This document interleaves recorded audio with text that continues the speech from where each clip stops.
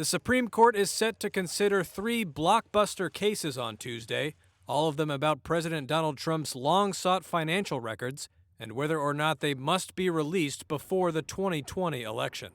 The trio of cases concern attempts by Democratic-led House committees and a grand jury working with New York City's district attorney to enforce subpoenas seeking copies of the president's tax records and other materials from three businesses, Trump's longtime accounting firm Mazars, and two banks, Deutsche Bank and Capital One.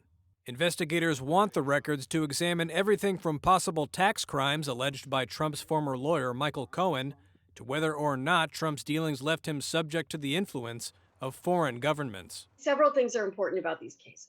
Carolyn Shapiro, the co-director of the Institute on the Supreme Court of the United States at the Chicago-Kent College of Law, says it's the biggest test of presidential power in decades. I think you can compare this case to the Nixon tapes case, but I think that case in some ways was more of an intrusion on the presidency than this case. In that case, there was a subpoena, a trial subpoena for tapes from the Oval Office, and he made a claim of executive privilege, which the Supreme Court said could not be upheld in that case. In many ways, Nixon was a case that had a much stronger basis for the president to refuse to turn over what was being subpoenaed because it involved his actual official duties in the Oval Office.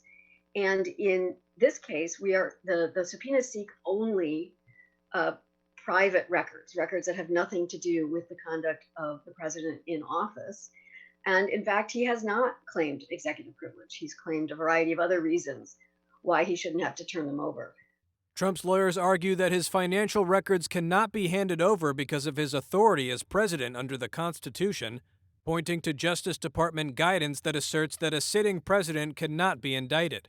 In a lower court hearing, Trump's lawyers went so far as to argue that law enforcement officials would not have the power to investigate Trump, even if he shot someone on New York's Fifth Avenue. The underlying principles that are at stake here really extend far beyond the current administration, and that people who have a stake in maintaining our system of government, apart from which party is in power and apart from who is in the White House, believe it's very important to make sure that the president is not above the law.